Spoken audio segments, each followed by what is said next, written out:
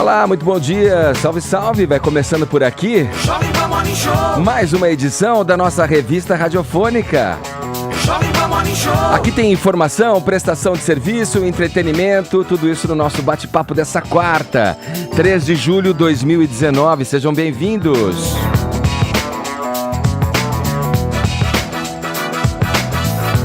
Na justiça, a atriz Paola Oliveira diz que não vai se calar sobre vídeo em que é confundida com atriz pornô.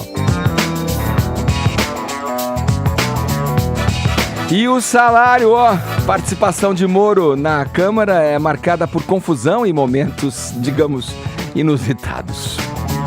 Bate pronto! O Morning recebe hoje um campeão das quadras, o ex-tenista Fernando Meligeni, o Fininho, para falar sobre carreira e o Pan-Americano que vem por aí. Siga com a gente, esses são alguns destaques do Morning Show desta quarta-feira, mas tem muito mais pra gente tratar no dia de hoje, tá certo? É um prazer receber você todos os dias aqui, você que nos assiste em imagens, você que nos ouve aí dentro dos automóveis, pelas grandes cidades do Brasil e do mundo. É o Morning que vai começando. Bom dia, Paulinha! Bom dia, Edgar Piccoli. Todos queremos saber qual a nossa hashtag de hoje. Edgar, daqui a pouco a gente vai saber mais sobre uma entrevista que a Lucélia Santos, você se lembra? A intérprete da Escrava Isaura. Grande atriz, Lucélia Santos. Exatamente, ela deu para uma TV portuguesa aí uma entrevista.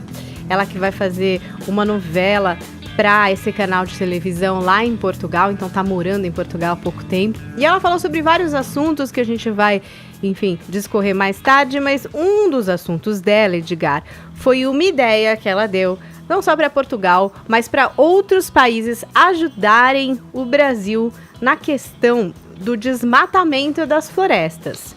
Então, olha o que ela falou, ela disse o seguinte, tem que boicotar todos os que querem destruir a floresta.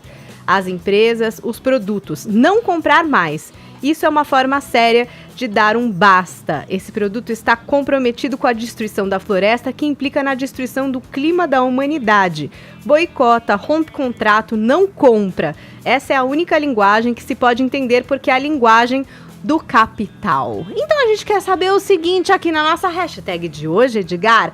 Hashtag eu boicoto. O que é que você boicotaria e por que causa, não é? Lucélia quer proteger a floresta e deu uma dica aí de como você pode fazer para ajudar isso. Participa da nossa tag, hashtag eu boicoto, quero gifs, quero memes, quero esta tag entre os assuntos mais comentados deste país, Edgar. É muito curioso, né, essa hashtag, porque esse assunto que você traz com base nessa declaração da Lucélia Santos suscita um pensamento de que, assim, como a gente, enquanto povo, enquanto comunidade global, com a força que a gente pode ter, se a gente se unir por alguma causa, enfim, nessa proposta, e só usando como exemplo essa proposta que você trouxe, como a gente é forte, como a gente é decisivo com relação aos rumos da nossa vida, e a gente muitas vezes não consegue agrupar um grupo de condomínio, né, que é mínimo, restrito, para um bem comum, né, porque há divergências, sempre haverão divergências, mas o que acontece? Por que a gente não consegue juntos brigar por um bem maior, entendeu? Por uma intenção que vai causar um bem-estar geral. E no caso aí, é uma questão que envolve não uma comunidade pequena, mas o global, né? A o ideia dela é que todo. Os países boicotem. Mas, por exemplo, um produto produtos caro na prateleira de supermercado, uma gasolina com preço excessivo, por que a gente não vai? Então, vamos andar de transporte público uma semana. Você quebra o sistema. Ah, a carne tá cara? Não vamos comprar carne essa semana, vamos viver uma semana sem carne. Olha o craque que a gente tem condição de causar. Mas os interesses pessoais, né, Edgar? Os individuais. E o meu churrasco do sábado. Isso. E a minha viagem do fim de semana que eu preciso de gasolina. A paixão pelo futebol. Mas as comunidades estão acordando pra isso, pelo menos. Pelo menos na comunidade LGBT, várias marcas já foram boicotadas por razões diversas. Eu, por exemplo, não consumo umas 10.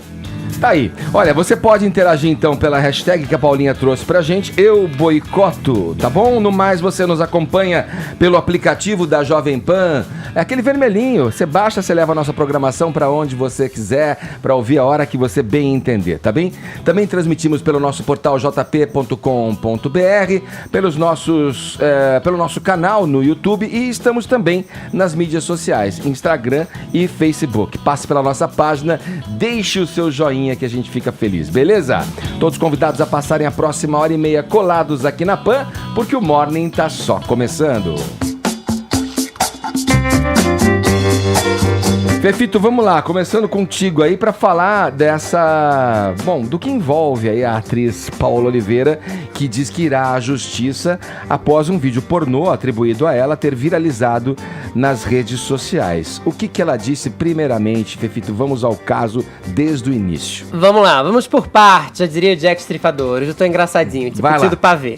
Olha E só. aí? O que aconteceu com a Paola Oliveira? Foi vítima de machismo mais uma vez, né? Porque, afinal de contas, basta ter alguém muito parecido com ela, ou mesmo ter um vídeo em que ela aparece para ele ser fetichizado. Já tinha acontecido há um tempo, quando filmaram os bastidores de uma série da Globo com uma cena um pouco mais... com um pouco menos roupa dela. Agora ela foi alvo de um vídeo falso, na verdade. O Ricardo Brasterman, que é o advogado dela, já garantiu que vai registrar um boletim de ocorrência e vai tomar as medidas judiciais cabíveis contra alguns sites e perfis em redes sociais que divulgaram um vídeo pornô atribuído a ela. O tal vídeo íntimo tem uma mulher que de fato lembra a Paola, mas não é a Paola. Trata-se de uma atriz americana chamada Veronica Radic, uma atriz inclusive que é pornô, que é uma atriz de filmes pornográficos. A Paola Oliveira, claro, ficou muito abalada com o episódio, mas já escolada pelo que aconteceu da primeira vez, já decidiu que não vai deixar barato. Porque é isso, né, gente? As pessoas acham que a internet é terra de ninguém, mas na hora que a gente cansa, a gente toma providência. Aí, olha só, a Paola também vai ajuizar os sites, vai pedir para os posts saírem do ar, vai, inclusive, tentar derrubar os vídeos que atribuem a ela como sendo a dona da identidade dessas cenas de sexo. E aí, no Instagram, a Paola foi se manifestar. Hoje me deparei com uma mentira circulando sobre mim. Supostamente, eu estaria em um vídeo onde claramente não sou eu. Em 2 minutos de pesquisa, qualquer pessoa que teve acesso a isso descobriria que não existe isso de supostamente. Não sou eu, é outra mulher com nome e profissão já divulgados. Fim. Precisamos ter mais responsabilidades a espalhar alguma notícia, principalmente num período onde a verdade tem cada vez menos espaço. E esse boato que criaram a meu respeito acontece no momento em que a sociedade está mais atenta para combater todo e qualquer tipo de violência contra as mulheres. Tá certíssima, Paola Oliveira, porque hoje em dia também o que basta é só ter dedinho na internet, né? As pessoas acham que basta escrever uma coisa e já transforma tudo em verdade. Não é o fato. As providências vão ser tomadas agora de acordo com a agenda dela. Ela tá tentando ter uma folga da novela A Dona do Pedaço para poder ir na delegacia prestar depoimento acompanhada por seu advogado. Já que a gente tá falando em A Dona do Pedaço, depois vai lá no jp.com.br/fefito, um blog muito fino, elegante e sincero, para saber sobre a estreia da Gretchen na novela. Ela começou a gravar as cenas, tem lá a primeira foto dela e mais. A Gretchen virou coach. Vai lá saber sobre isso depois. É mesmo? Quero saber. Coach do quê? Porque tem coach de vida, coach de, né? Rebolado. Não, mas esse é um coach de empoderamento da Gretchen. Tem detalhes lá, tá de memes. Coach de memes. Vamos lá para o nosso conturbado noticiário político agora no Morning Show. O dia de ontem foi de muita tensão. O ministro da Justiça, Sérgio Moro, foi à Câmara esclarecer o material divulgado pelo site The Intercept Brasil sobre as supostas mensagens trocadas por ele com procuradores da Lava Jato. A audiência teve de tudo, hein? Discussão, referência à escolinha do professor Raimundo, meu Deus do céu, e até entrega de troféu. Vejam vocês. Vamos ver os detalhes dessa reportagem aqui com o Levi Guimarães. Solta pra gente, Murilo. Em uma das audiências mais conturbadas do ano, o ministro da Justiça, Sérgio Moro, se defendeu das supostas mensagens trocadas por ele e por procuradores da Lava Jato, divulgadas pelo site The Intercept. Na Comissão de Constituição e Justiça, ele apontou que os vazamentos são ilegais e frutos de um crime. Moro disse que parou de usar o aplicativo Telegram em 2017 e, portanto, é impossível lembrar o que ele teria dito. Eu não reconheço a autenticidade dessas mensagens. Eu não tenho mais essas mensagens no meu aparelho celular. Então, eu não tenho como ver essas mensagens e falar, essas mensagens são minhas. Podem até algumas serem, podem elas ter sido adulteradas total ou parcialmente. O ministro também disse que nos diálogos atribuídos a ele e à força-tarefa da Lava Jato não há nenhuma ilegalidade. Moro lembrou que na justiça brasileira é normal um juiz fazer contato com outras partes dentro da lei. Então nós estamos falando aí de um período de 4 anos, né, de operação, e esse contato existe, né, com procuradores, esse contato existe com delegados, esse contato existe com advogados, sem que possa ser considerado necessariamente ilícito. A audiência foi marcada por tumultos, discussões, interrupções e gritaria. Parlamentares governistas e de oposição trocavam farpas enquanto atacavam e defendiam o ministro. Um dos momentos foi quando o deputado Rogério Correia, do PT, lia um dos supostos diálogos vazados. E combinaram, o senhor e ele, de fazer denúncia apócrifa. Senhor presidente, isso é conluio tem ataque pessoal aí. É o senhor fim presidente, do mundo. Não vamos aceitar. Deputados, peço silêncio a todos. Vamos respeitar a fala de cada um. No entanto, eu também vou exigir respeito ao ministro. Por diversas vezes, o presidente da CCJ, deputado Felipe Francischini, teve que intervir. Deputados, por favor, pelo amor de Deus, se controlem. Vou passar a palavra ao ministro Sérgio Moro. Gente, eu vou encerrar a reunião, porque eu vou passar a palavra ao ministro. Todo mundo está olhando para trás para essa escolinha do professor Raimundo, isso aqui. Em um dos momentos mais inusitados, o deputado Boca Aberta, do PROS, chegou a entregar um troféu para Sérgio Moro. Neste momento, entrego o troféu da Champions League ao senhor, que equivale aqui na gravura, eu fiz questão de colocar Sérgio Moro, a maior estrela do combate à corrupção brasileira. Microfone, por favor. Sérgio Moro teve um embate com a deputada Gleice Hoffmann, do PT, que chegou a questionar se ele e a esposa possuem contas no exterior. Isso é maluquice, né? Não tem nada, não tem conta no exterior ou coisa que fala. Nunca recebi dinheiro do exterior, sempre agi com absoluta correção em relação aos meus procedimentos. Se alguém quer me acusar disso, então apresente algum elemento. Não existe nada, nada. Não sou eu que sou investigado por corrupção. O ministro da Justiça também não poupou críticas ao site The Intercept Brasil. Ele disse que defende a liberdade de imprensa e não pretende processar o veículo, mas acusou as reportagens contra ele de sensacionalismo. Não, eu tenho material bombástico que eu vou revelar daqui a uma semana, que vai fulminar, que é... Enfim, o que apareceu em 3 semanas? Um balão vazio, cheio de nada. A minha impressão é que havia a intenção de sofrer ali uma espécie de busca e apreensão para posar como uma espécie de mártir da imprensa. Segundo o ministro Sérgio Moro, a Polícia Federal está investigando a invasão aos celulares dele e dos procuradores da Lava Jato. Ele disse que acompanha o caso como vítima, mas não interfere nas apurações. De Brasília, Levi Guimarães. Tá aí, a reportagem do Levi Guimarães serve pra gente... Boca aberta, hein, meu? Pra Entregando a Champions League. Pra gente trazer o debate aqui, Caio. É uma audiência que se sucede e tenta se superar em bizarrices, né? A gente brincou aqui, escolinha do professor Raimundo, mas é o tipo de relação aí que causa inveja e supera em muitas vezes, os melhores programas de humor do país. E isso eu falo com tristeza, eu não falo com alegria nenhuma aí. Agora, não vou nem te perguntar como é que você avalia a atitude desses caras. Eu acho que a gente pode falar aí do saldo, né? O Sérgio Moro foi lá, repetiu, foi a convite, né? Já tinha se prontificado aí espontaneamente da outra vez na CCJ do Senado, e agora foi a convite nessa e manteve o discurso dele ali, né?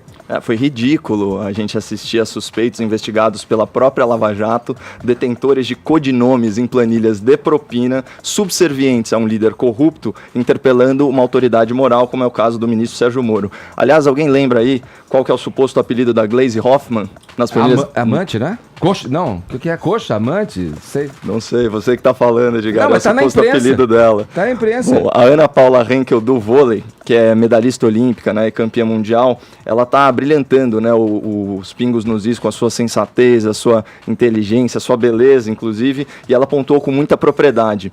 O petismo, ele tá levando o foro privilegiado ao status de desaforo privilegiado. Aliás, o que eles têm de foro, eles não têm de decoro. É uma falta de educação absurda. E a paciência do ministro Sérgio Moro, ela salta aos olhos.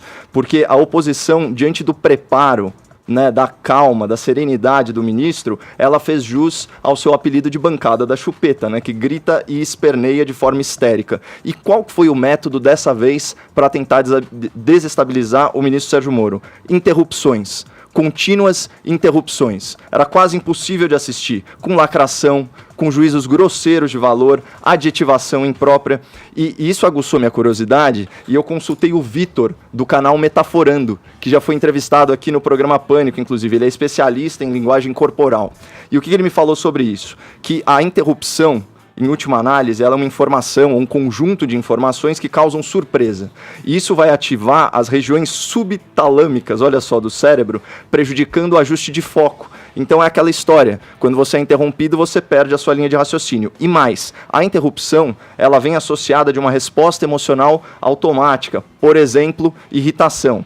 No interrompido, óbvio. E aqui você tem um processo que a neurociência batizou de sequestro da amígdala. A amígdala é aquela região de processamento emocional no cérebro. O que acontece? O foco, ele é reorientado para o sistema límbico, que é, vamos dizer assim, a região mais primitiva do cérebro. E isso vai causar um lapso nas funções executivas que são associadas aí a pensamento crítico, a lógica e ao comportamento racional. Portanto, os petistas, eles não interrompem o Sérgio Moro simplesmente por falta de educação. Essa é uma estratégia associada a mau caratismo. Cara, mas essa galera acho que nem é capaz de elaborar uma não, pelo contrário, é um modus, estratégia disso, é um modus operandi. Eu lembrei até de Polônio em Hamlet, né? Pensando nisso, obra de Shakespeare. Embora seja loucura, anela certo método. Né? E nessas longas horas de audiência na CCJ, algumas coisas restaram bem claras. Aliás, melhor ainda, elas ficaram cristalinas, se é que já não eram.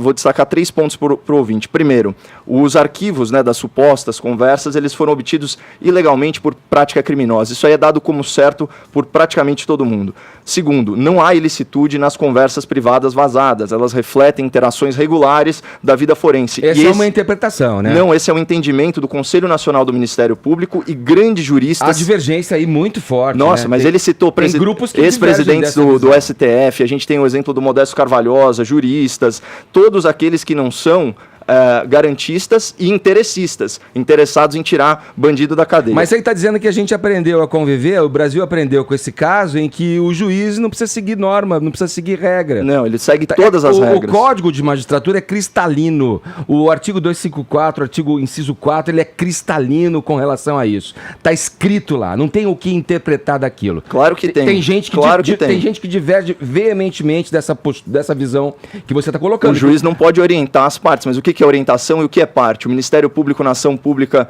condicionada, ele é parte própria ou imprópria? Ele não pode orientar. É uma discussão jurídica. Ele não pode orientar, ele pode falar com as partes. Então, é uma discussão mesmo. Que o Conselho Nacional do Ministério Público avaliou aquilo e, se verdadeiro for, falou. Aqui não tem absolutamente nada. Caio, ele pode falar com as partes dentro do protocolo da lei. As coisas têm que estar ali protocoladas dentro do processo legal que corre e não... você vê, tem defesa de que fala, olha, os tempos são outros, as mídias, as possibilidades tecnológicas permitem que isso aconteça. Informalmente, isso acontece no cafezinho desde sempre. Agora, é correto isso?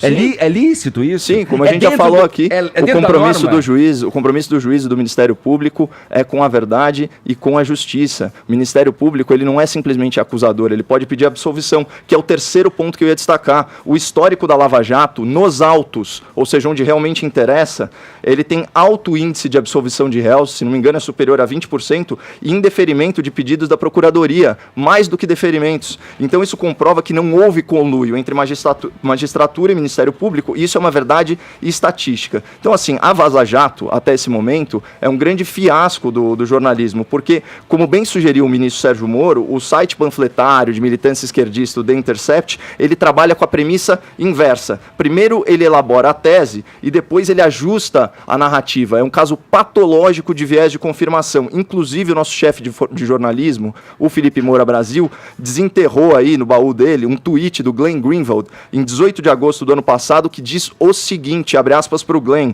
os jornalistas ainda não têm uma estratégia eficaz para bater Bolsonaro. Olha isso, é preciso desenvolver uma rapidamente. E ele continua comentando isso. A informação relevante e precisa é que Bolsonaro é uma grave ameaça aos princípios básicos da democracia, um mentiroso e um fanático. O trabalho dos jornalistas é mostrar isso. Então, o Glenn, ele confunde jornalismo com militância e ele confunde a sua própria opinião, né, com a verdade dos fatos. E agora está muito engraçado, porque olha a saia justa que a Folha de São Paulo se meteu. Olha a saia justa que eles se meteram, a ponto de terem que fazer um editorial chamado o seguinte: o caso Lula, abre aspas para a Folha de São Paulo. Em uma operação de longo prazo, essa proximidade entre juiz e acusador seria natural. Além disso, as conversas até que divulgadas não mostraram de modo inquestionável condutas ilícitas de Moro ou dos procuradores. Considere-se ainda que o ex-presidente foi condenado por corrupção em 3 instâncias judiciais, que na essência só divergiram no tamanho das penas aplicadas. Por fim, e não menos importante, ainda não se atestou a autenticidade das mensagens, que de resto talvez tenham sido obtidas de forma criminosa. Da ilegalidade dessa prova decorreria sua inutilidade do ponto de vista jurídico. Ou seja, a Folha, como órgão de imprensa, foi o único órgão de imprensa que teve acesso ao conteúdo dos arquivos. Então ela já fala com a propriedade de quem não encontrou nada. E esse editorial é o primeiro passo do jornal Folha de São Paulo no sentido de lavar suas mãos, que estão sujas do sensacionalismo e da propaganda política do caso Vaza Jato. E nem valeria, né? Porque essas provas buscadas de forma ilícita não têm validade jurídica. Isso pode gerar um desdobramento ali dentro do caso, em alguma situação, mas há que se esclarecer uma coisa novamente aqui, é importante que a gente fale aqui. Quando você coloca em questionamento uma conduta de um juiz à frente do maior caso de corrupção no país, você não está sendo contra necessariamente a uma operação à Lava Jato, no caso. Você está só querendo que a justiça caminhe dentro das regras que provavelmente ela estabeleceu para si. Quer dizer, há códigos, há normas que devem ser seguidos. Você entende que não, você faz parte de um grupo de pessoas que olham a lei de forma a entender que isso é normal. Eu tendo a achar que isso pode, num futuro, envolver outras pessoas em outras circunstâncias e que uma atitude como essa não seria nunca bem-vinda. Então, eu acho que isso aqui fica como um precedente para a gente ir desenvolvendo também o entendimento do que é permitido e do que é praticado. Senão a gente vai achar que tudo sempre é banal, tudo sempre é normal que aconteça. É normal que o juiz fale com o procurador no cafezinho? É normal que o juiz fale com o advogado X, oriente ali. Não é normal. A gente tem que entender que não é normal e que isso deve acontecer dentro da legalidade, como prega o regimento. Qual o diálogo que você considera ilegal? Bom, a orientação de indicação de testemunha, orientação dos procuradores, olha, vamos por aqui, vamos por ali, a indução para que procuradores mudem uma das procuradoras que o juiz não considera apta dentro do processo da oitiva, para interpelar o interrogado. Mas isso é uma interpretação, não foi isso que ele falou, ele não pediu a substituição dela, inclusive ele ficou falando... A escuta de um escritório de advocacia, você acha normal isso?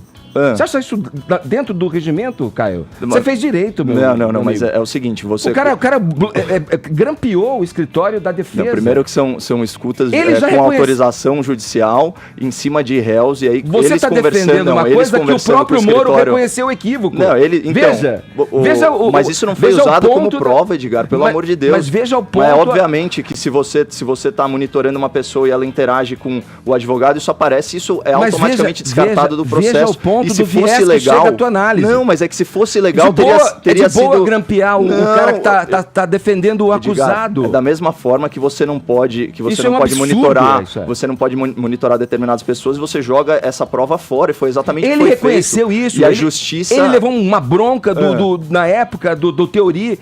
Isso foi em 2016, ele reconheceu. E qual foi a repercussão legal? Foi um equívoco. O que a justiça, em última análise, falou sobre isso? Repercussão legal, por exemplo, no vazamento da conversa em que a Dilma tentava uma falcatrua para que Lula assumisse e obtivesse o foro privilegiado ali quando mandou lá o Bessias. Sim. Você se lembra disso? Sim. Isso não teve valor jurídico? Teve? Não. Não teve, mas teve uma publicização que gerou uma disposição na opinião pública. É. Ora, isso aí é um jogo, você tem que observar o jogo e ver quem é que tá jogando e que armas estão usando. Ligado? Isso não é legal. O próprio STF, o Conselho Nacional de Justiça, avaliou essa conduta e estipulou que ali não tinha irregularidade passível de punição. Pois é, vamos em frente, ó, vamos continuar falando aqui, Caio, vamos continuar falando do Moro ainda, vamos pegar esse viés aí, o site Antagonista, ele publicou que a Polícia Federal pediu ao COAF um relatório das atividades financeiras de Glenn Greenwald. O objetivo seria verificar qualquer movimentação atípica que possa estar relacionada à invasão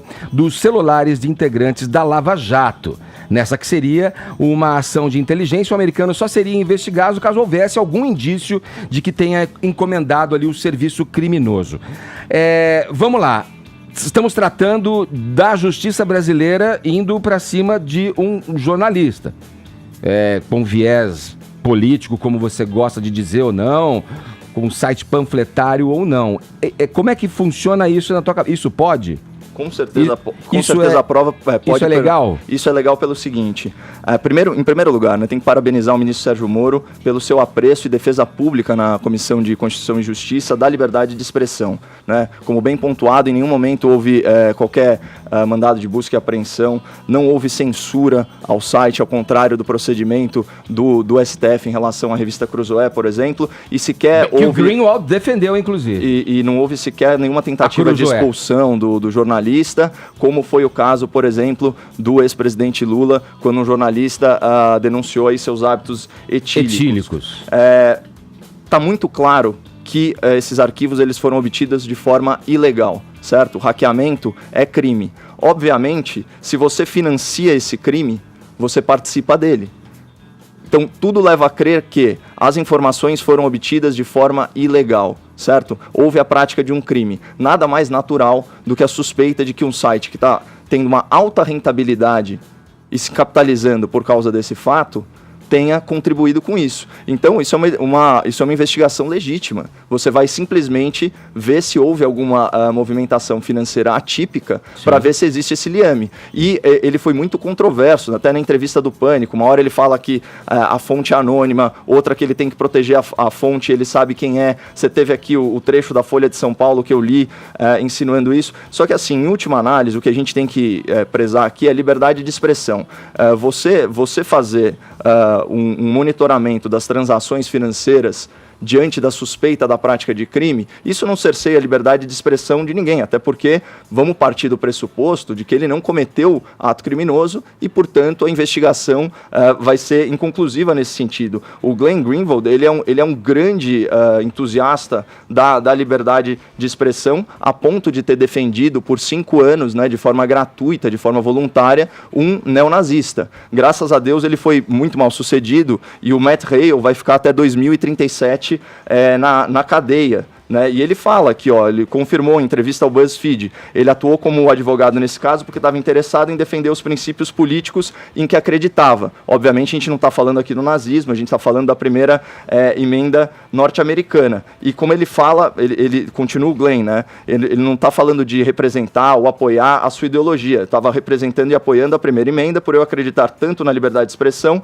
que eu não me sentia conflitado. Então, assim, a gente também não pode, porque eu estou ouvindo muito isso nas redes sociais, de cometer a imprecisão e a injustiça de chamar de nazista aqueles que advogam para nazistas. Da mesma forma que a gente falou aqui ontem, que um soldado alemão da Segunda Guerra não pode ser classificado automaticamente como nazista. Mas, assim, numa nota pessoal, é muito importante a gente conhecer a elasticidade moral daquele que está querendo dar lição de moral no Brasil e nas suas autoridades. Né? E eu, pessoalmente, não vou passar pano para defensor de nazista.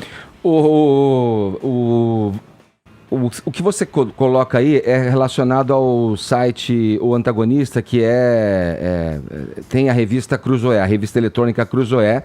Você trouxe um assunto que foi, inclusive, criticado pelo próprio Glenn Greenwald, quando o ministro do STF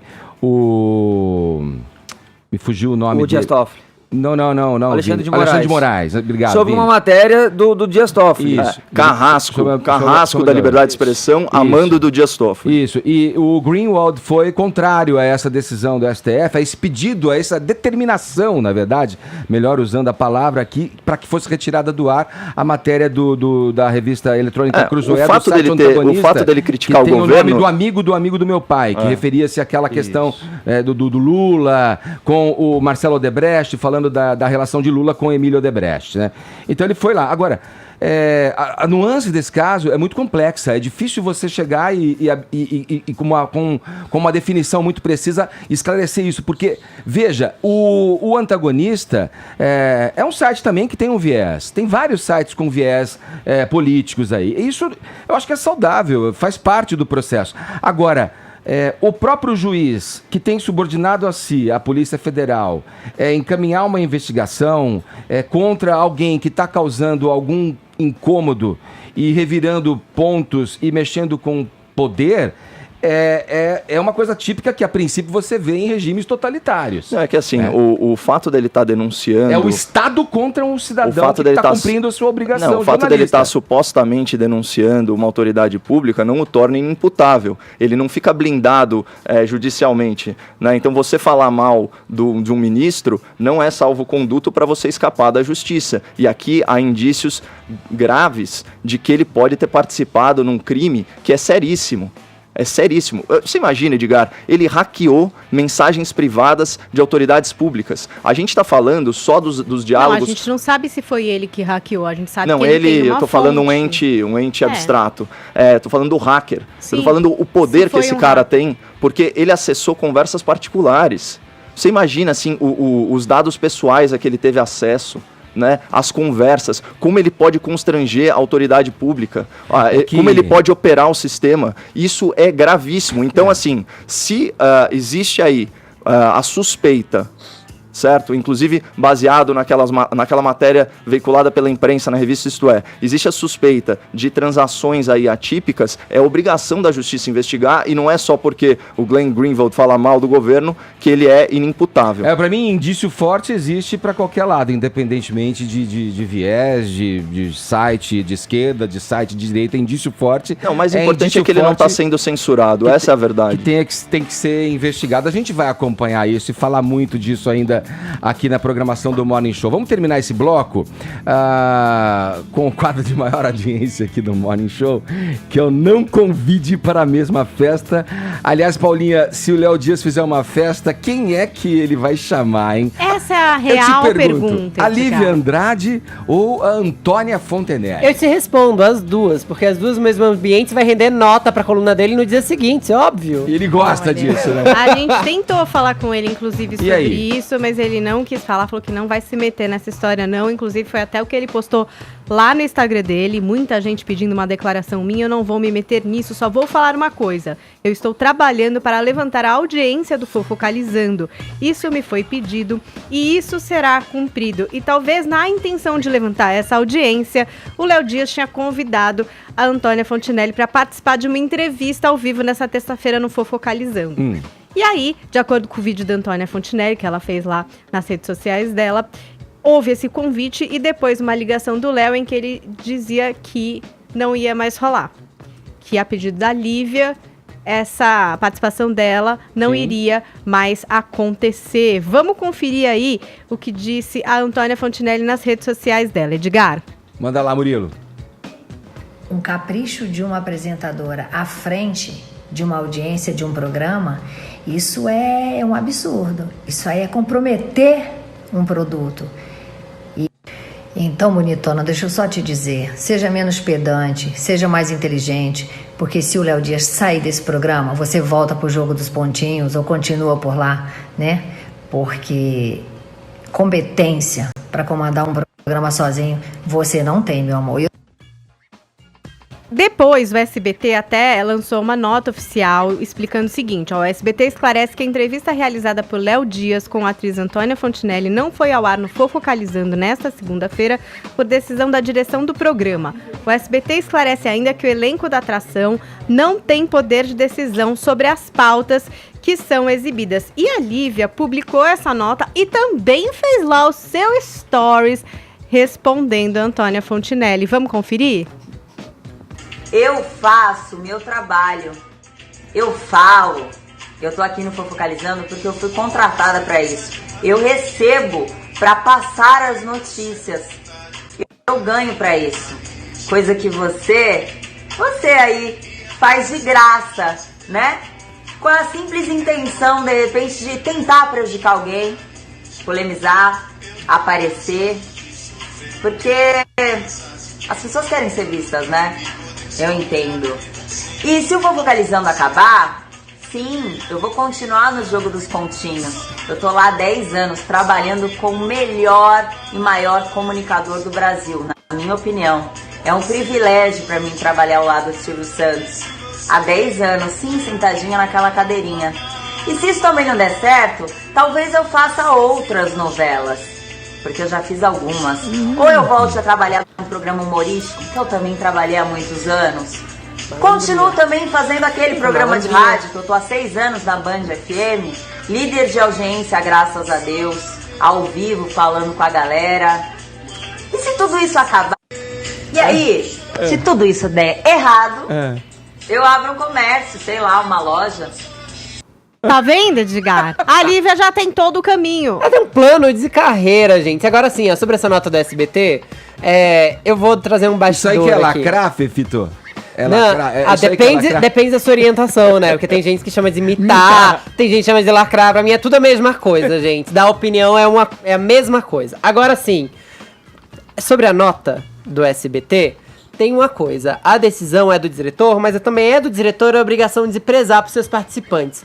Vocês acham o quê? Que essa entrevista foi vetada só porque a Lívia Andrade pediu? Essa entrevista foi vetada porque provavelmente a Antônia Fontinelli falou sobre Lívia Andrade nela, né? Então, vai ficar bem esquisito um programa de TV comandado pela Lívia Andrade exibir uma atração em que a própria apresentadora é criticada, né? Tem que ter um mínimo de senso. Agora, se fosse Antônia e Lívia, duas mulheres de personalidades fortes, empoderadas e tudo mais, eu daria o dedinho, o mindinho, faria as pazes e ficaria num trio muito feliz com o Léo Dias, porque tudo isso não passa de ciúme. Uma tá com ciúme da outra quando o outro amizade. Tá aqui. É verdade, o Léo chegou a ficar sem falar com a Antônia por um tempão.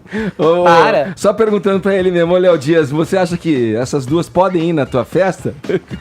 Eu não vou entrar nessa história, Edgar, porque já deu muito problema. Fala a hora certa pra gente aí, Léo. 10h38, horário de Brasília.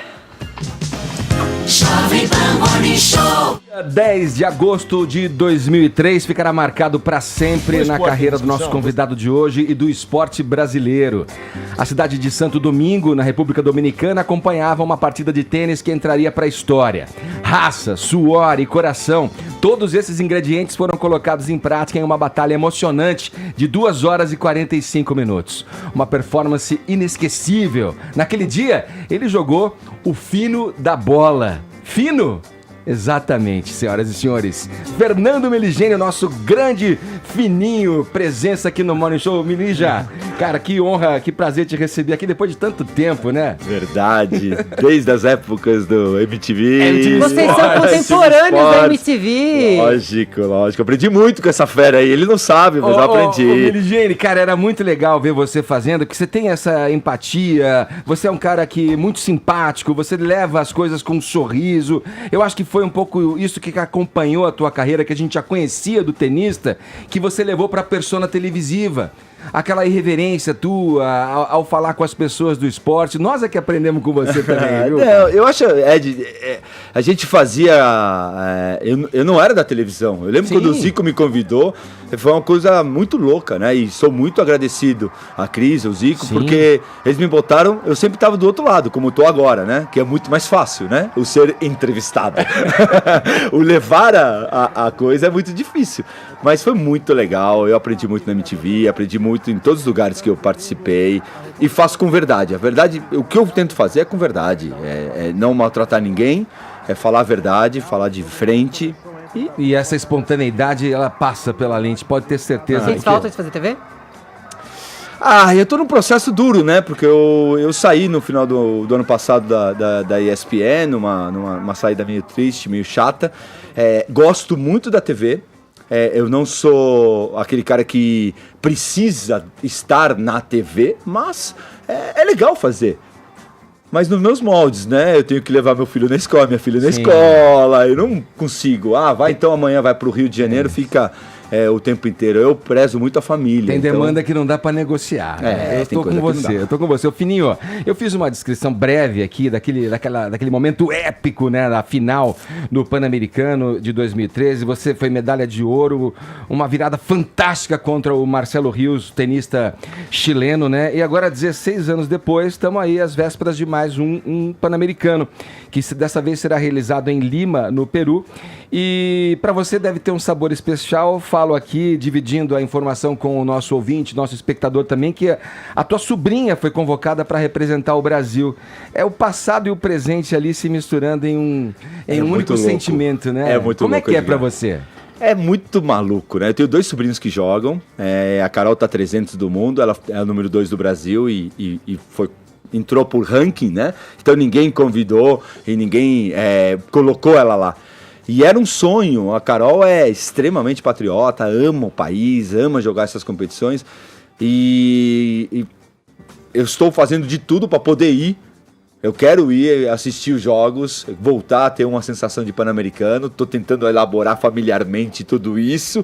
Mas é incrível, né? Você ter mais a pedrinha caindo 2 vezes no mesmo lugar, né? Como é que você vê o teu jogo, o teu estilo nela? Você é um tenista totalmente canhoto, né? Um tenista ela é torta que nem eu, raçuda que nem eu. Ela é canhota também? Não, ela é destra. Cabeça dura que nem eu. Mas ela é muito parecida. Ela tá tentando, todo mundo fala que ela não vai chegar. A gente tem um integrante aqui que conhece muito minha carreira, viajou muito comigo, né? O Fernando. O Fernando Calega. Fernando Sampaio tá aqui com a gente, é especialista em tênis, comentarista do esporte na Jovem Pan, para nos acompanhar nessa... Seja bem-vindo, Fernando. Obrigado, Edgar. Grande abraço para você, para a audiência da Jovem Pan do Morning Show. E olha, estou muito emocionado porque a gente conviveu muito tempo junto, né? E eu participei de grandes momentos do Fininho e pude ser assim uma testemunha de quanto ele é um cara humano, né? Que hoje no esporte é difícil a gente encontrar, né? Hoje a gente só vê jogador marrento. Aliás, a gente tá vendo as imagens do Merigini com o Marcelo Rios, que era uma marra, né, filhinho? Nossa, que isso, quase nada. Nossa, mas ele pagou bastante cerveja quando acabou esse jogo à noite. Ele pagou pro Robert, pagou pra mim.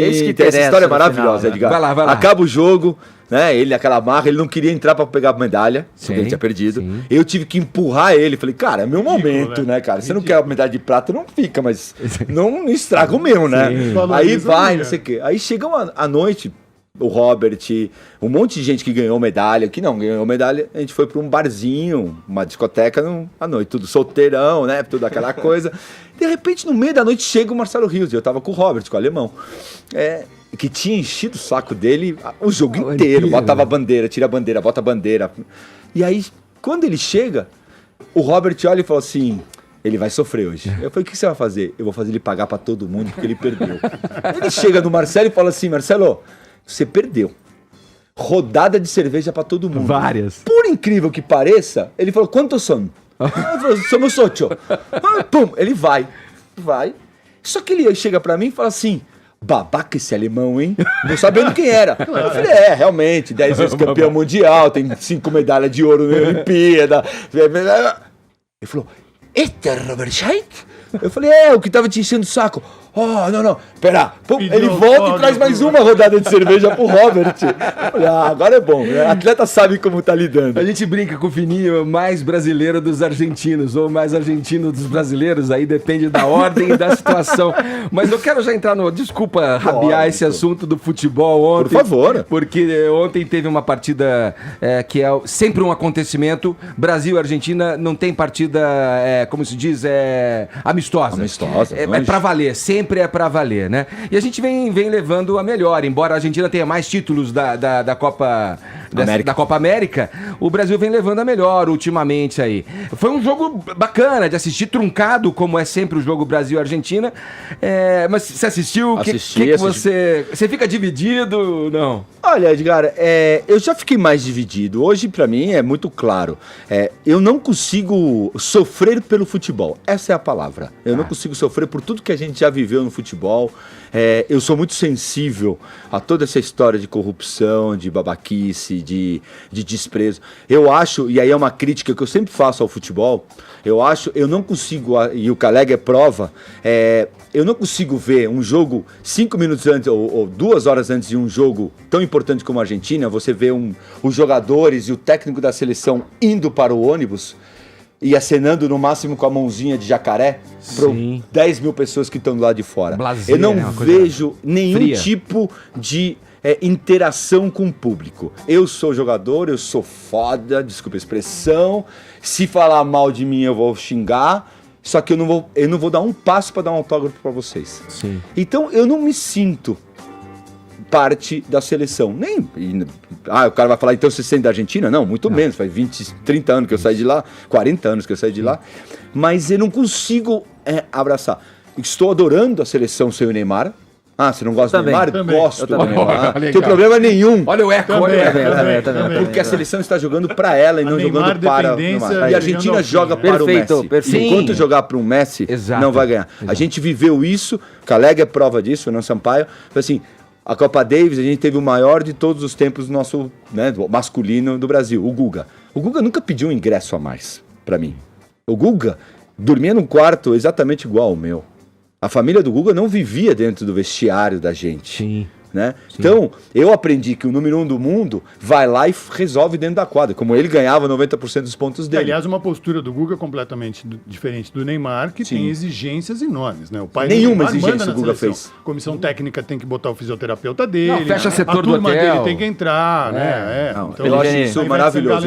E a seleção tá surfando essa onda agora de poder estar solta, livre, com um sorriso no rosto, não olhando para quem tem que passar, como a Argentina que fica olhando. Cadê o Messi? Cadê o Messi? Onde está Messi? Onde está Messi? Onde está Messi? Para, meu. Ô, Meligeni, essa tua característica, né, de se posicionar, de cobrar mesmo, você estava falando aí do futebol, mas principalmente no tênis, né? Você sempre foi um cara crítico ao comportamento das federações, dos dirigentes, e teve um episódio, por exemplo, que você recusou até a levar a tocha olímpica por causa do Nussmann, né? Sim. Porque o que você via ali no comportamento dele à frente ali do COB que te incomodava? Nos dias de hoje, o Nussmann estava perdido, porque houve todo tipo de preconceito pro meu lado. Eu classifiquei para Atlanta, e ele falou que eu não ia para Atlanta, porque eu era argentino. Simples. Né? E eu classifiquei como minha sobrinha classificou para ir para o Pan-Americano. Eu tinha ranking para ir, ele falou que não ia. E só fui por causa do Braguinha, o grande Braguinha, que pegou o telefone na minha frente. Então eu não estou contando uma história. Ele pegou o telefone na minha frente. É a primeira vez que você fala isso? Não, eu falei outro dia, mas as pessoas... a história foi assim, eu classifiquei como 65 do mundo. Eu fiquei um fora. Sim. Só que o Munster não ia, não sei quem não ia. Então foi subindo. O cutoff corta. E ele falou, não vai ter, não tem convite. Eu falei, não, mas não tem convite. Não vai. E virou, não vai. E quando eu contei essa história pro Braguinha, que era um cara em Roland Garros, que era um cara Antônio amante... Carlos de Almeida Braga. Almeida Braga, que era o cara que amava o Senna, amava o esporte. Sim. Ele falou, eu sou amigo pessoal do Nussmann, me dá o telefone. Ele pegou o telefone da esposa, do meu lado e do lado do meu treinador, o Ricardo Ascioli, pegou e ligou pro Nussmann. Falou, que papo é esse que você vai deixar o cara, só porque é argentino? Sim. Falou, e a expressão dele, não esqueço nunca mais, foi assim, ou você bota, porque ele merece, ou eu vou te... sacanear, né? Aquela palavra Braguinha linda. Tinha força, né? Ele 2 minutos depois, ele me botou. Ele ligou pro meu treinador, ligaram pro meu treinador e falou, o Meligeni está, repensamos. Não teve nem a hombridade de falar, é isso. Você acha que os torcedores também te viam com desconfiança por ter vindo da Argentina? Eu acho que é normal você... existe uma rivalidade que ela é muito mal plantada, eu vejo televisão e não criticar as pessoas, mas eu acho que você, há quantos anos você está aqui com esse microfone e vocês estão aqui? Se você começar a falar que argentino é babaca que só dá porrada, você pega uma massa que daqui a pouco no Twitter o cara acha que é verdade. Sim. Eu falo isso pro Galvão, pro Milton Neves, são pessoas que estão muito, às vezes são um pouco over a respeito disso. Eu vivi no Brasil os dois lados. Eu sofri quando eu tinha 9 anos de idade de ser argentino. Eu levei empurrão. Cacete Planeta cansou de tirar sarro da minha cara. É muito divertido pra quem não vive. Sim. Quando ganha é brasileiro, quando perde é argentino. Só que aí na hora que você vai bater na porta da Jovem Pan ou de um patrocinador, o cara fala, não, você é argentino, eu não quero te dar. E estigmatiza, e isso né? não tem no tênis, né? Isso não existe no grande, tênis, porque essa rivalidade não existe. O Brasil é um país de monocultura esportiva, a gente só fala de futebol, né? A gente recentemente falou, não, vamos apoiar as mulheres no futebol, porque, né? Você quer ninguém mais sabe das mulheres. Você quer uma coisa que me chamou muita mulheres. atenção? Ontem na televisão, não lembro qual dos dois canais que tal, porque eu rodeio os canais, porque cansa às vezes um pouco alguns comentários, falando no passado essa rivalidade era muito mais agressiva, muito mais legal. Hoje, porque os jogadores são amigos fora, não existe mais isso. Sim. Eu falei, cara, o jogo dentro da quadra eu mato o Guga. Eu matava o Guga. Qual é a propósito, né? Eu falava um monte de absurdo pro Guga dentro da virada. Falava, vou ganhar de você não me aguenta, papá. E ele me chamava de magrinho. Mas brincando. Mas não tinha porrada, não tinha isso, não tinha roubo de bola, não tinha nada. Acabou o jogo, melhor amigo. E a mesma coisa com o Zabaleta, com o Coria, Nalbandian. O cara que mais me ajudou foi o Vilas no passado. Bem no circuito de tênis. Eu acho que tem que tomar cuidado com a rivalidade. Tinha uma coisa também, acho que o Fernando também pode comentar nesse sentido, que assim, até você ganhar esse PAN, que inclusive foi o último jogo oficial da sua carreira, tinha uma pressão enorme em cima de você por ter batido na trave em outras competições, né? A questão da Olimpíada, que ficou em quarto, a semifinal do Roland Garros. Então tem esse estigma também do brasileiro de assim, só o cara que ganha é bom. Então, na Fórmula 1, o Barrichello não vale, por exemplo. Mas aí tem a falta de cultura esportiva, porque o maior resultado do Meligeni na carreira é a semifinal de Roland Garros. Então. Isso, não é o título. Então, o que as pessoas não entendem é isso, por exemplo. É que pra gente chegou a vice é uma porcaria. Isso, é isso que eu quero que vocês comentem. Eu acho assim, Aliás, quando eu vejo, e eu volto a dizer, quando eu vejo a crítica pro Messi, por exemplo, existem 2 tipos de crítica ao Messi. Primeiro, ele é muito morno. Alguém já conversou com o Messi? Ele é morno. É a mesma coisa que no tênis a gente tinha o Sareta e o Ricardo Melo, ou o Belucci. Você vai pedir pro Belucci ser o Guga ou eu, como personalidade? Não. Se ele vier aqui, ele vai ficar quieto, porque ele é assim. Isso é uma característica. Claro. Você não pode pedir para ele ser o Romário. Ele é assim. Ponto número 2. Falar que a carreira dele é péssima, pífia, sendo que o cara é vice-campeão mundial, sendo que levou os times nas costas, e ele é 2 vezes vice-campeão da Copa América. Eu não vejo como atleta, eu queria ser vice-campeão mundial, eu não fui. Sim, claro. Entendeu? Então na hora que desrespeita um ídolo e um cara que foi 5 vezes o melhor jogador do mundo, ele tá desrespeitando todo mundo. Sim. Porque eu não fui o Messi. Então, se o Messi é um coitado do Fernando Meligeni, que é o coitado da 10ª potência. Olha aqui, chegou agora. Com quem que a gente tá falando? Sim, com ele, Fininho. Mas quem é Fininho? Fernando Meligeni, essa grande figura, grande esportista, brasileiro argentino, essa simpatia, né, que ele é peculiar falando com a gente. A gente segue no papo, viu? Não saia daí, a gente volta rápido, 11 em ponto, o horário de Brasília. Hoje quem chegou junto aqui na nossa lojinha radiofônica foi ele, o grande Fininho, Fernando Meligeni, que traz esse lançamento aqui, um livro, Jogando Juntos, já detectou em mim alguns pontos onde eu posso melhorar, jogando tênis, e me deu de presente esse aqui, ó, esse livro que você vende. Imagina, deixa eu ver se eu consigo Paulinha, te imaginar em quadra. Olha aqui, ó, são 132 insights para te ajudar na quadra, recomendo. Eu não posso jogar no teu lugar, tá? Eu ajudo, mas eu não saco por você. Tá eu bom? vou seguir essas orientações certamente aqui, Jogando Junto. Você que gosta, é amante do tênis, gosta daquela partidinha de fim de semana com os amigos, tá aqui uma boa oportunidade para você melhorar o teu jogo. Fernando Meligeni conversando sobre tudo com a gente, hein? Caio, vai lá, entra pra esse bate-bola com a gente aqui. Né, que é sempre uma honra, né, ter um atleta do gabarito do Fernando e cara, você é um ícone da garra e da determinação, né, para todo o Brasil.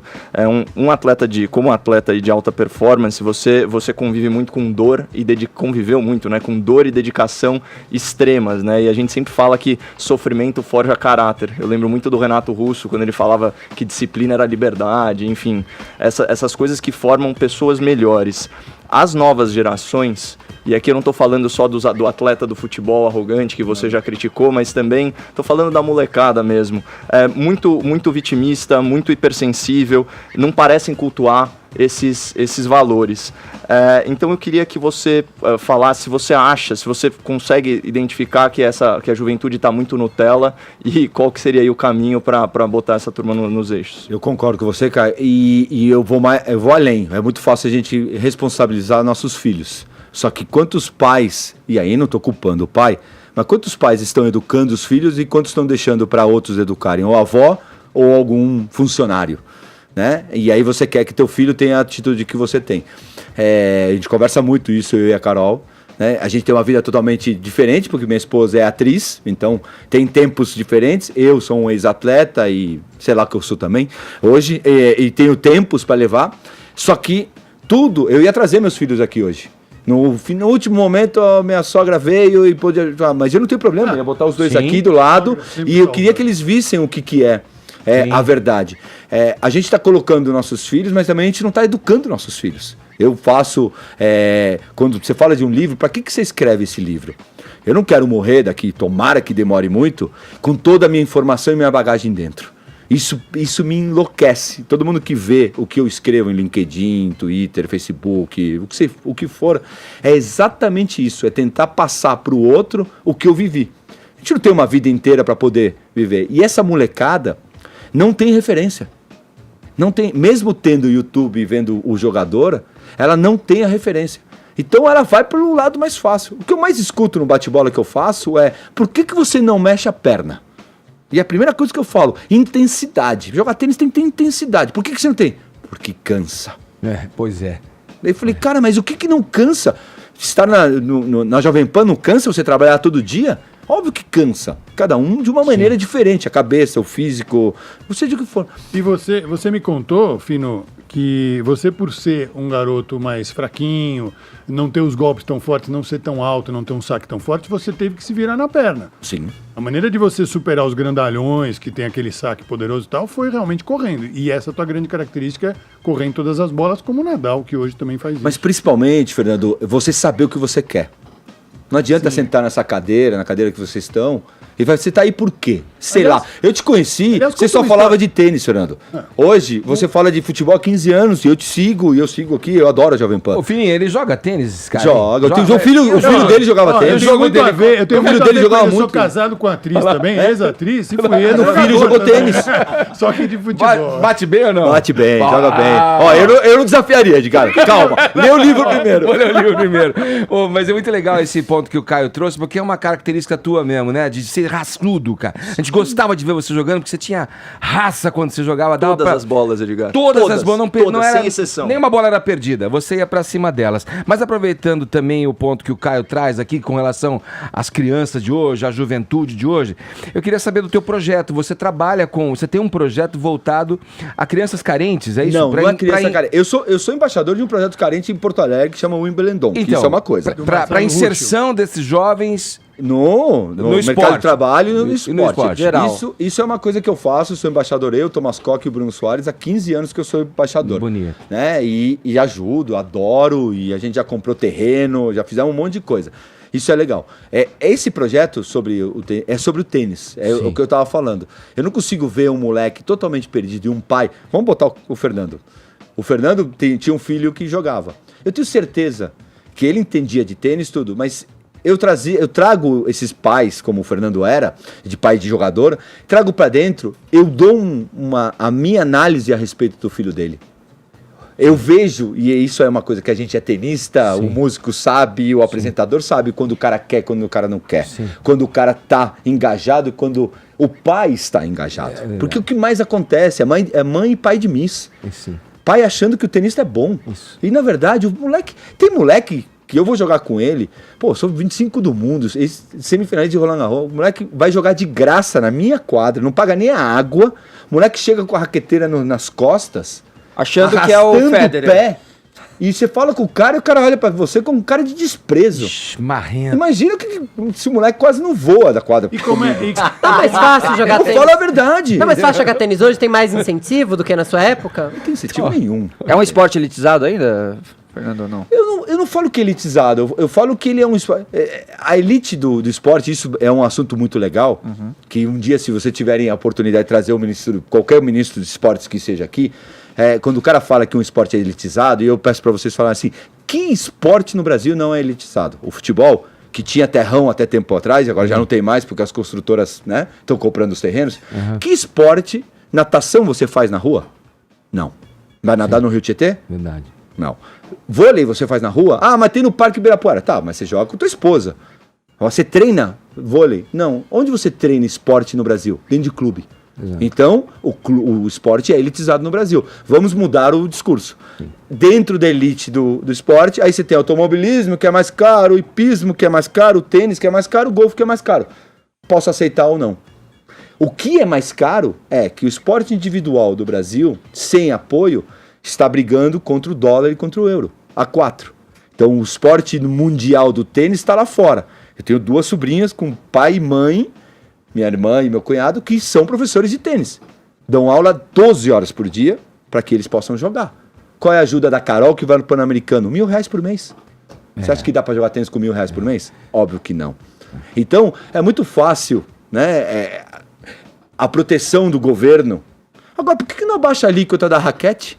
Que isso é um pedido há 100 anos. Por exemplo. Vai mudar nada. Vende 1.000 raquetes, 2.000 raquetes por ano. Para que você vai botar a alíquota de uma raquete de 70%, 60% alíquota? Por que não muda a alíquota das bolinhas de tênis? E aí você vai ajudar o esporte. Vamos ajudar o esporte a parar de fazer de conta, porque o Brasil é o país do faz de conta. Os políticos não faz de conta, o dirigente esportivo faz de conta. Gente, é o testemunho de um atleta olímpico, um atleta de nível. E que não precisa. Eu já joguei. Vamos falar a verdade? Eu já joguei, eu poderia estar sentado agora conversando com você, dando risada da vida. Gente, a constatação do óbvio, muitas vezes deixaram de lado. Você vê a importância que tem o esporte e como ele não é aproveitado por quem está com o poder na mão, para mudar a situação, inclusive social do país, dando acesso. Porque você tocou num ponto que é incrível mesmo, porque todo esporte é de elite. Por que todo esporte é de elite? Tem equipamento, lugar. Porque não tem equipamento, não tem investimento, não tem o apoio por parte do governo para que as pessoas se desenvolvam em suas aptidões. Puxa, ao mesmo tempo que é um alento ouvir você trazer essa visão tão lúcida, né? É uma tristeza. E aí, também, quando a gente bate, e eu bato muito no menino. Aí é só um ponto de discórdia que a gente tem, porque durante os anos todos que eu cobri, eu vi isso um pouco. Quer dizer, o atleta brasileiro espera que o Estado dê para ele alguma coisa. Sim. E nos Estados Unidos, que é o maior país de esporte no mundo, o Estado não dá absolutamente nada. Você tem uma cultura nas universidades que as pessoas... Então, todos os atletas de natação do Brasil vão para lá. Meu filho se formou na Carolina do Norte jogando tênis lá e você não paga nada. Por quê? Você tem exemplos onde a Confederação Brasileira de Tênis ganhou muito dinheiro e não gerou nada. E o Guga, então assim, esporte para todos como um fim social, estamos de acordo. Não é? Quadras públicas para todo mundo agora. Esporte de alto rendimento, não. Esporte de alto rendimento é uma outra história. Por que o Guga foi jogar tênis? Porque o Larry meteu o Guga numa Brasília e saiu pelo interior inteiro do Rio Grande do Sul jogando e levando. O Meligeni me conta uma história do pai dele, que era um fotógrafo fantástico, Oswaldo é uma pessoa maravilhosa, que chegou um dia o Meligeni naquela conforto de ir até a academia, como você falou, o pai leva de carona e tal. Ele chegou para você e falou assim, você vai morar com a sua avó, com a avó Elita lá em Buenos Aires.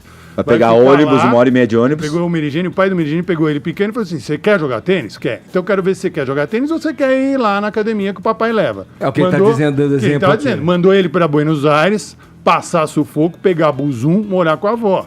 E aí, ele passou isso. Então ele queria jogar tênis, porque ele passou. Porque o pessoal quer também que assim, que o Estado ajude, que aquele dá, que aquele pague. Mas o que eu acho assim, a gente teve uma grande possibilidade. A gente teve Olimpíada, a gente teve Pan-Americano, a gente teve Copa do Mundo, Copa América e Copa das Confederações. Vamos começar pelo, não precisa tanto. E segundo, pra quê? Se a gente não mudou nada. Aquela história do legado. Não, esquece o legado. Mas pra quê? Se a gente aqui fizer 5 coisas diferentes, se a Jovem Pan quiser ir para a direita ou para a esquerda, ela tem que ter um motivo. Agora, com todo o respeito da palavra, os últimos 5 ministros dos esportes nunca chutaram uma bola. Com todo respeito. Não entendi. É a mesma coisa, eu quero ser ministro da saúde. Eu não tenho a mínima ideia de ler uma bula. Como que eu vou ser ministro da saúde? Vamos ter um pouco de coerência. Tudo bem, quer fazer com chave, faz quanto quiser. Só que tem cultura, tem que ter um cara da cultura. No esporte tem que ter um cara do esporte, na saúde tem que ter um cara do esporte. Aí se quiser, não sei o quê, botar o amigo do amigo, não tem problema. O da educação, talvez, algum educador. De repente um educador seria bom, mas né? Talvez, gente, talvez. Desde que seja do esporte, né? Ô Miligene, cara, eu preciso... Olha, é tão rápido, né? Passa quando o papo é bom. Eu preciso fechar a entrevista, mas eu quero mandar uma pergunta aqui, a queima-roupa pra você.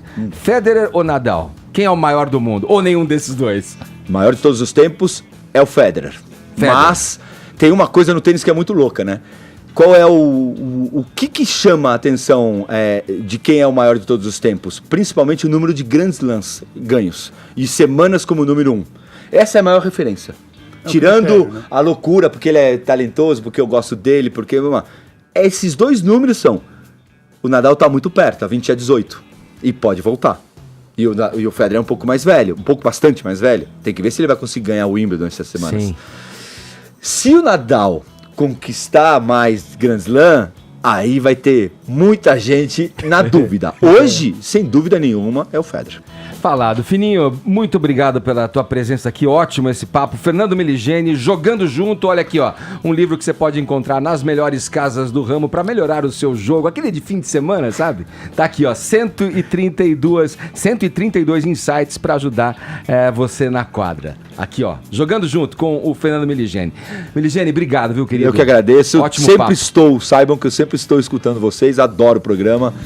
Finalmente um programa há muito tempo, né? Não é finalmente, mas um programa inteligente. Muito Só obrigado. Podia sair de uma cabeça de carro. Muito obrigado. Isso aqui é uma equipe, Viu, Fernando? Muito obrigado mais uma vez. Sorte pra você, que você continue com esses projetos todos, levando aí e elevando o tênis nacional, viu? Obrigado, viu? Obrigado a vocês. Agora 11 horas, valeu, o Fernando Sampaio. Valeu.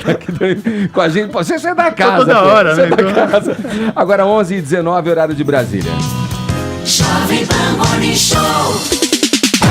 Uma conversa boa, hein? Não é demais, né? Bater um papo assim. Você tá muito fã hoje. Tô muito fã, tô muito tá fã. Muito fã. Tá Passa pedindo quadra, hein, Ed? autógrafo. Eu nunca te imaginei na brothers. quadra, mas agora eu tô imaginando você até com uma viseira. Bom, vamos lá. Até me perdi aqui. Vamos pra hashtag, é isso? O roteiro, se seguir o roteiro, você vai ver lá. Não A vai. Farinha vai dar notícia e na Eu tava sequência... falando tchau pro Fininho, pô. Vai lá. É Vamos isso. lá. Então Vai lá. primeiro eu vou dar notícia. Vamos lá, Vai. Ed. Desculpa, Paulinha, vamos lá. A gente acabou motivando a nossa hashtag aqui em função de um posicionamento da atriz Lucélia Santos para um canal de TV em Portugal. E aí ela dizia acerca de boicote a empresas que desmatam, a empresas que não respeitam as regras e as leis relacionadas ao meio ambiente. Era por aí, né, Paulinha? Preservação ambiental, Edgar. A Lucélia Santos, ela tá em Portugal para participar de uma novela que ela vai fazer lá, junto com Edwin Luiz e também os dois protagonistas de Escrava Isaura. E estando lá, estão sendo convidados por programas de televisão para falarem como artistas, enfim, que são. A Lucélia Santos é muito vocal a respeito das posições políticas dela. E na entrevista ali para a TV Portuguesa, ela resolveu falar o que é que tá achando do Brasil, que ela diz estar passando pelo pior momento desde o regime militar, Edgar. Ela descreveu assim o que está acontecendo agora no Brasil. É um retrocesso civilizatório, uma coisa inexplicável. Todo dia no Brasil você acorda e acha que está vivendo um pesadelo. Só que você acorda e está dentro do pesadelo, porque ele não passa. E a cada dia as notícias vão piorando. Daí ela diz assim, é um desrespeito total às instituições, à Constituição inclusive. A grande meta do Brasil hoje é defender a democracia que está frágil. A gente está debaixo das botas dos militares, inclusive com relação ao Supremo Tribunal Federal.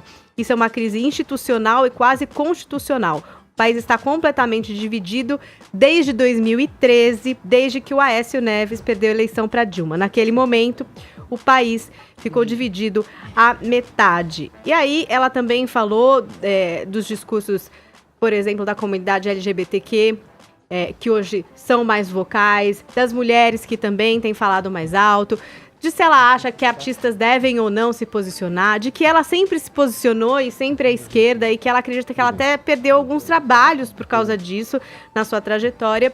E aí ela realmente entrou nessa questão ambiental, dizendo que o Brasil tem o maior potencial ambiental do planeta hoje, talvez junto com o continente africano e a Austrália.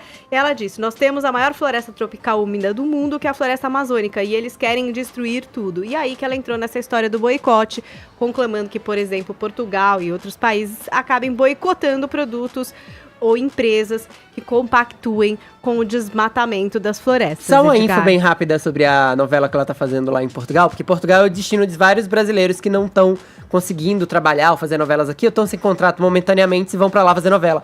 Essa novela vai reunir ela e o Edwin Luiz, que era o par dela em Escravizaura, então é meio que um reencontro dos dois, assim, era só um parêntese rápido.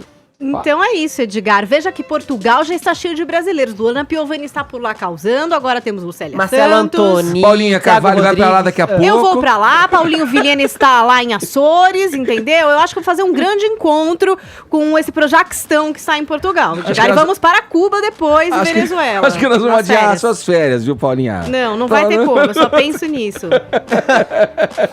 Nossa, os comentários da Lucélia completamente desconectados da realidade, né? Mania de perseguição, síndrome paranoide.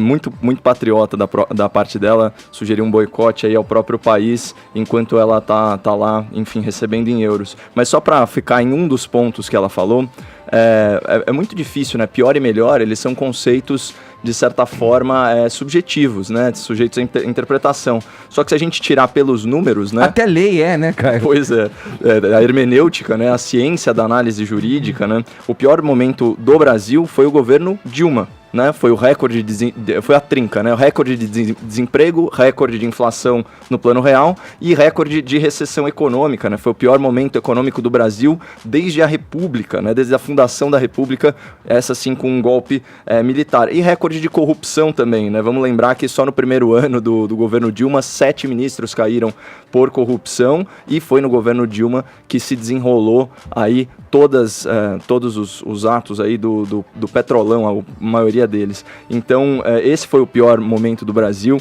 A gente está numa fase de transição e não conseguir atinar para isso é sintomático de quem vive fora da realidade.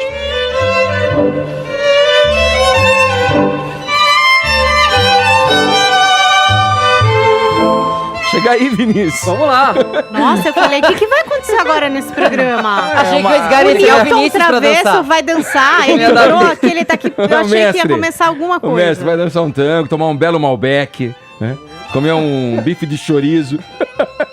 É o seguinte, vamos falar, para fechar aqui rapidinho, não podemos deixar de falar da partida de ontem entre Brasil e Argentina, Brasil 2-0, Gabriel Jesus realmente ressuscitou seu futebol, Vini fez gol, mostrou raça, deu passe para outro gol, aliás o Casão já tinha feito essa previsão, né? Eu falei na transmissão, né, meu?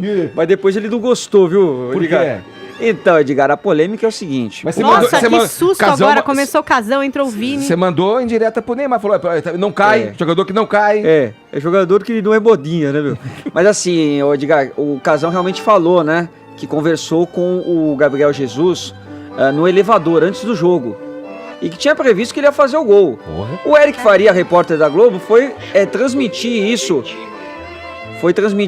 para o Gabriel Jesus no fim do jogo, falando, o Casão falou com você no elevador, né? Falou que você ia fazer gol. Será que foi bem isso que o Casão falou para o Gabriel Jesus? Responde aí, Jesus. Responde aí, Gabriel Jesus. Gabriel Jesus. Vem, Gabriel. Vem, Gabriel. Ele não falou assim não, mas tudo bem. Alguns dos meninos que estavam no elevador até me zoaram e tal, que eu não respondi. Fui muito educado com ele, porque eu tive educação da minha mãe. Óbvio que ele brincou ali, não foi nessas palavras. Não gostei, óbvio. Porém, acho que minha mãe educou, né, seus filhos muito bem para poder responder educadamente. Pois é. O que será que foi essa conversa do Casão com o Gabriel Jesus? Gente, que misterioso. O Casão disse o seguinte... Eu falei pra ele que centroavante é assim mesmo. Eu fiquei sem fazer gol um tempão e o gol sempre sai no melhor jogo. O importante foi que ele fez o gol e saiu numa puta jogada do segundo gol. Então, assim, Caramba! fica esse mistério agora, como é que foi esse encontro. Como foi dito Como isso? foi dito, mas Gabriel Jesus não gostou, não. E foi educado. Foi educado como mamãe ensinou. Olha, não sei qual que vai ser o desdobramento disso, mas a seleção parece que sem Neymar. Então, isso que é o mais Tá importante. desencantando, hein? E depois, quando for campeão, a gente volta aqui no Morning Show pra falar. Falado, Vini. Vamos lá, Paulinha, com o nosso ganhador. Aqui é o som de Não Chores por Mim, Argentina. Alexandra participou da nossa hashtag Edgar Eu Boicoto e levou o prêmio aqui do Morning Show. Vou falar com você, querida. Muito bem, e assim a gente finaliza mais uma edição desse programa de rádio, agradecendo aí o prestígio da sua audiência. Amanhã tem mais a partir das 10 da manhã aqui na PAN. Cuidem-se.